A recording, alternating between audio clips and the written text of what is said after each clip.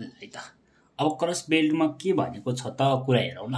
Cross बेल्टको cross belt भनेर construct a cross line tangent, cross line tangent गर भनेको क्रस लाइन टेन्जेन्ट अथवा क्रस बेल्ट टाइप भनेको क्रस बेल्ट टाइपको कुराहरू between two circle having radii, एउटाको 20 mm अर्कोको भनेको 50 mm and centre to centre distance between them is कति त 70 mm।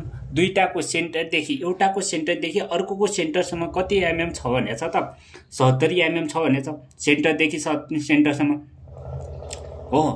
यति कुरा सेन्टरदेखि सेन्टरसम्म कति भनेको छ त 70 mm। सेन्टरदेखि सेन्टरसम्म कति भनेको छ त सेन्टरदेखि सेन्टरसम्म 70 mm भनेपछि मैले यो 13 बाट सुरु गरे भनेपछि 20 सम्म मेरो 70 mm छ।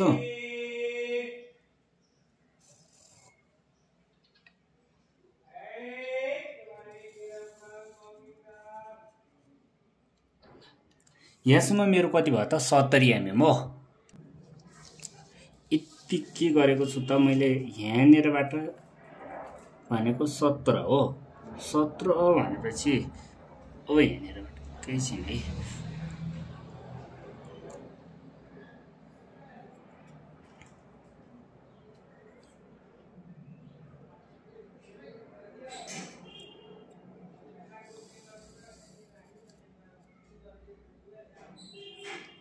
यतिसम्म मेरो के हो त यो लाइन चाहिँ मेरो 70 mm भनेको सेन्टरदेखि सेन्टर भनेको 70 mm भनेको 7 cm भने पनि भयो 70 cm अथवा 70 mm अथवा 7 cm। यो भन्ने बित्तिकै के हो त 70 mm को लाइन खिचे हो मैले। यो चाहिँ कति छ त 70 mm ठ्याक्कै 70 mm को लाइन खिचे हो।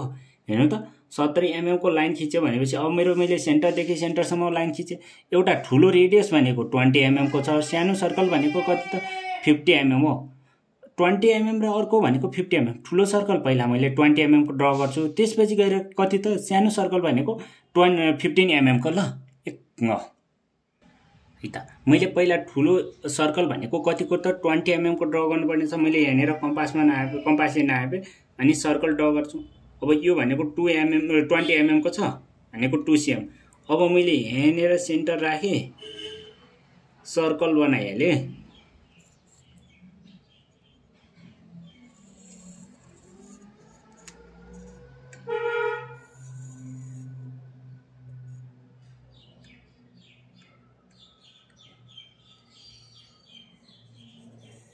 ल यो भनेको मेरो कति त 20 mm रेडियस भएको सर्कल ड्रा गरेँ। अब 20 mm सर्कल भएको ड्रा गरेँ हो। यो चाहिँ कम्प्लिट भयो। यो कम्प्लिट गरिसकेपछि अब मैले अर्को सानो सर्कल पनि ड्रा गर्नु पर्यो। कति त mm को 20 mm भएको 20 mm सर्कल भएको ड्रा गर्नु पर्यो। यो 20 mm को भइसक्यो। अब सानो सर्कल भनेको 15 mm को छ।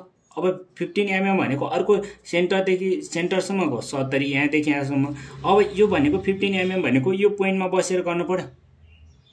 अब यहाँनिरबाट कति त 15 mm नाप्नु पर्यो। फेरि 15 mm मेजर गरेँ। यति भनेको यो स्केलमा 15 mm मेजर गरिसकेपछि मैले के गरेँ त यहाँनिरबाट अब 15 mm बराबरको सर्कल ड्रा गरेँ ल।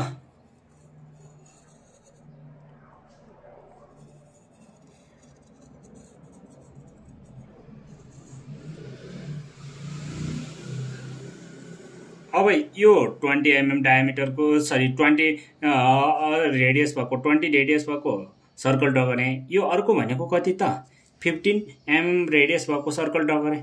अब यति गरिसकेपछि मलाई के बनाउनु छ त क्रस बेल्ट बनाउनु पर्छ। क्रस बेल्टको लागि मैले अब हेल्पिङ सर्कल ड्रा गर्नु पर्यो। हेल्पिङ सर्कल के को मद्दतले ड्रा गर्ने त ल है त।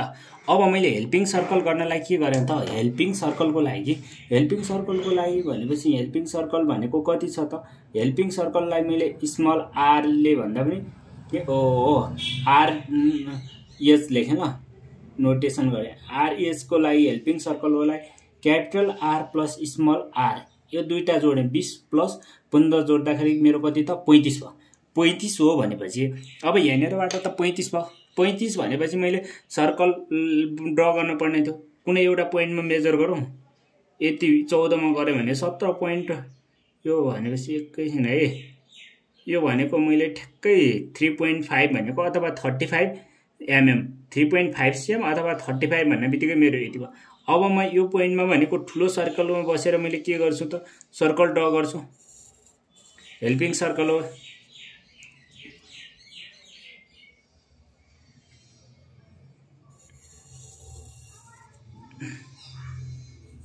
हेल्पिङ सर्कल हो। यति यो भनेको मेरो के हो त हेल्पिङ सर्कल। हेल्पिङ सर्कल पनि ड्र गर्यो। हेल्पिङ सर्कल ड्र गरिसकेपछि लगभग अब आधा आधा काम सक्यो। अब मैले टेन्जेन्ट काट्न पर्ने छ। टेन्जेन्ट काट्नको लागि पहिला मैले यो दुईटाको मिड पोइन्ट पत्ता लगाउँछु ल। ओ सेन्टरदेखि यो सेन्टरसम्म हो त 70 mm हो। 70 mm को भनेको यो कम्पासबाट म के गर्छु त मिड पोइन्ट पत्ता लगाउँछु। मिड पोइन्ट कसरी पत्ता लगाउने भने अगाडिको भिडियोमा भनेको छु है त। अब त्यसपछि गएर यसको भनेको सर्कल भन्दा भनेको सेन्टर भन्दा अलि बढी पढ्ने तरिकाले कम्पासले आर्क काट्ने हो। मैले यहाँ यसरी काटेँ, माथितिर यसरी काटेँ, तलतिर पनि यहाँबाट यसरी काटेँ हो। अब म फेरि अर्को पोइन्टमा बसेर यो पोइन्टमा बसेँ हो। यो पोइन्टमा बसेर पनि मैले यो पोइन्टबाट यहाँ सर्कल काटेँ, यो पोइन्टबाट यहाँ काटेँ आर्क हो। अब यो दुईटा पोइन्टबाट काटेपछि यति त काटेँ। अब यो पोइन्ट र यो पोइन्टलाई जोड्नु पर्ने हो। यो पोइन्ट र यो पोइन्टलाई जोड्ने हो। अब यो पोइन्ट र यो पोइन्टबाट जोडेर यो बिचमा जहाँनिर कट्छ त्यो नै के हो त मिड पोइन्ट हो। यो भनेको के हो त मिड पोइन्ट। यो दुईटा यहाँदेखि अब यो सर्कलको यहाँदेखि यो पोइन्टदेखि यो पोइन्टसम्म डिस्टेन्स र यो पोइन्टदेखि यो पोइन्टसम्म डिस्टेन्स के हुने भयो त इक्वल डिस्टेन्स हुन्छ। इक्वल डिस्टेन्स हो। अब यहाँनिर सर्कल राख्ने, सर्कल ड्र गर्नु पर्यो। यो हेल्पिङ सर्कल। अब यहाँनिरबाट यो त हेल्पिङ सर्कल भयो। अब टेन्जेन्ट कसरी काट्ने हो है त। त्यो मिड पोइन्ट पत्ता लागेको ठाउँबाट के गर्नु पर्यो त यो लाइन खिच्नु पर्यो। लाइन भन्छु, सर्कल ड्र गरौँ ल। यो सर्कल ड्र गरेँ हो। अब यति सर्कल ड्र गरिसकेपछि यति त गर्यो। अब भनेको मेरो हेल्पिङ सर्कललाई जानेर कटेको छ त्यो अब भएपछि मैले यसलाई के गरेँ त यसको नेमिङ गरिदियो। यो बाहिरपट्टिको भनेको के हो त हेल्पिङ सर्कल लिइरहेको थियो। हेल्पिङ सर्कलको भनेको यो भनेको हेल्पिङ सर्कल। अब हेल्पिङ सर्कलको मिड पोइन्टबाट कटेको यो पोइन्ट र यो पोइन्ट यो पोइन्टलाई मेरो कहाँ जोड्यो त त्यो पोइन्टलाई काट्न पर्यो। पहिला मेरो हेल्पिङ सर्कलसँग काटेको भनेको यो पोइन्ट र यो पोइन्टसँग कटेको छ। अर्को यो र यो भनेको अर्को एउटा यहाँ पोइन्ट कटेको छ, अर्को भनेको यहाँ कटेको छ। यसलाई के गर्नु पर्यो त टेन्जेन्ट लिन पर्यो। टेन्जेन्ट हो। यहाँदेखि यहाँसम्म, योदेखि यसम्म टेन्जेन्ट हो। अब टेन्जेन्ट कसरी जोडियो त भन्ने कुरा हो। जस्तै मैले यहाँनिरबाट यो पोइन्टमा राखेँ हो, यो पोइन्टमा यो, अनि त्यसपछि गएर लाइन सरल लाइन खिचेको है। यो र यो पोइन्ट हो। अर्को योदेखि यहाँसम्म यतिसम्म त गर्यो। यतिसम्म क्लियर हुनुहुन्छ। जस्तो अब यहाँनिरबाट कुन कुरालाई प्यारलल खिच्ने त यो पोइन्ट हो। यो पोइन्टदेखि यो पोइन्टसम्मको प्यारलल भनेको यो सर्कलमै खिच्न पर्यो। यो पोइन्टको प्यारलल भनेको यो यता माथि खिच्नु। माथिको तल आउँछ प्यारलल, तलको माथि जान्छ होला यसरी प्यारलल। अब म प्यारलल कसरी ड्र गर्ने भन्ने कुरा सिकाउँ। यो लाइन जस्तो छ त्यसरी नै एउटा सेट स्क्वायर राखेँ। अर्कोलाई मैले बेस राखेँ। अब बेस राखेपछि अब यो बेस यसलाई मुभ गर्नु छ भनेपछि यो मुनिको पट्टिकोलाई के गर्नु पर्यो त फिक्स गर्नु पर्यो। यो पोइन्ट फिक्स गरेपछि अब त्यसपछि गएर यसलाई मैले मुभ गर्न पाइयो। मुभ गरेँ। मुभ गर्दै जाँदा जहाँनिरबाट सेन्टरसम्म हुन्छ, सेन्टरबाट के गर्नु पर्यो त प्यारलल लाइन खिच्नु पर्यो। अब यहाँनिरबाट हो यतापट्टिको माथिको प्यारलल मुनि आउँछ भने चाहिँ आयो। अब जस्ट यो प्यारलल लाइनलाई मैले के राखेँ त यो प्यारलल लाइनलाई मैले कहाँ राखेँ त यहाँ राखेँ हो। अब यो प्यारलल लाइनलाई मैले कहाँ राख्नु पर्यो त माथि लिएर राख्नु पर्यो ल है त। अब त्यसपछि गएर यो पोइन्टलाई के गर्नु पर्यो त फिक्स छ। यो पोइन्ट त फिक्स भएपछि अब मैले यसलाई अब यो लाइनलाई माथि प्यारलल खिच्ने कसरी त यतापट्टिको यो लाइन जसरी छ मैले त्यसरी नै गरेँ। अब यो मुनि बेस भएको पोइन्टलाई बेसलाई मैले फिक्स गरेँ। यतापट्टिबाट मैले के गरेँ त प्यारलल लाइन खिच्न खोजेँ।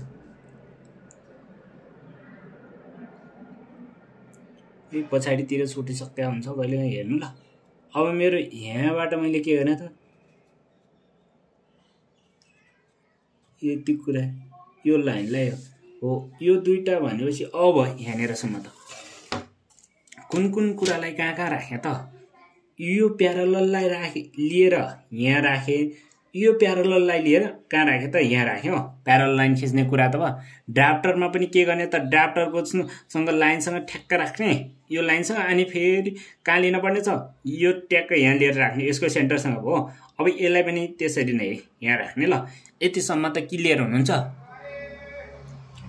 अब यति कुरा त क्लियर अब मेरो देखिने पार्ट कुन हो त भनेको सर्कल भनेको एउटा ठुलो सर्कल यो पार्ट देखिन्छ मैले यसलाई चाहिँ डार्क गर्दै ल सबै पार्टलाई यसरी डार्क गरे अब मेरो अर्को मेन सर्कल भनेको यो दुईटा सर्कल देखिने हो यो सर्कल यो पार्ट पनि डार्क गर्नु पर्यो यो पार्ट पनि डार्क गर्नु पर्यो अब यसलाई पनि मैले डार्क गर्दै अरु टेन्जेन्ट लाइन खिचेको पनि मैले डार्क गरिसकेँ अब यति कुरा गरिसकेपछि अब यो पनि के हुन्छ त डार्क हुन्छ यसलाई पनि डार्क गरौँ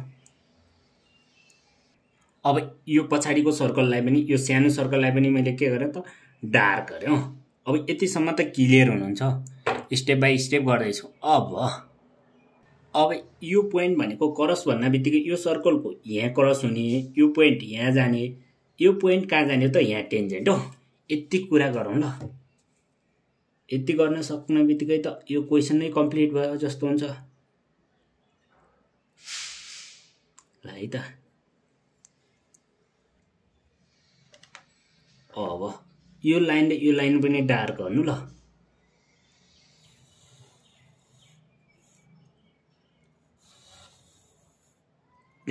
अब यो यहाँनिरबाट अब अर्को भनेको कहाँनिरबाट कहाँसम्म जोड्ने त यो पार्ट ल है त यसलाई पनि के गर्नु त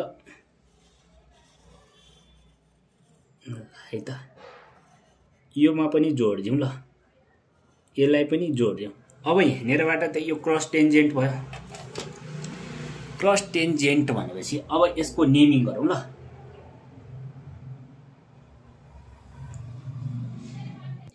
अब यसलाई भनेको यो लाइनहरु पनि के गरे त नेमिङ गरे यसलाई T1 गरे यो टेन्जेन्ट भनेको क्रस भने यो भनेको T1 गरे अनि त्यसपछि यसलाई T2 गरे यसलाई पनि T2 अनि यो पोइन्टको यहाँ देखि यसको सेन्टर देखि यहाँसम्मको रेडियस भनेको 15 हो 15 लेखे यो पोइन्ट देखि योसम्म कति हो त 20 हो 20 mm लेखे अनि यो बाहिरपट्टिको हेल्पिङ सर्कल हो हेल्पिङ सर्कल कतिको बनाएको भनेको 35 mm को बनाएको ल 35 mm को अनि अर्को कुरा यतिसम्म गरिसके अर्को यसलाई भनेको क्रस बेल्ट पनि भयो क्रस बेल्ट भनेको क्लोज पनि भयो इन्टरनल लाइन टेन्जेन्ट भनेको यो भित्रबाट भनेको गइराख्छ नि इन्टरनल लाइन टेन्जेन्ट भने पनि भन्ने भयो यति गर्न भयो भने क्रस बेल्टको लगभग कम्प्लिट हुन्छ ल थ्यांक यू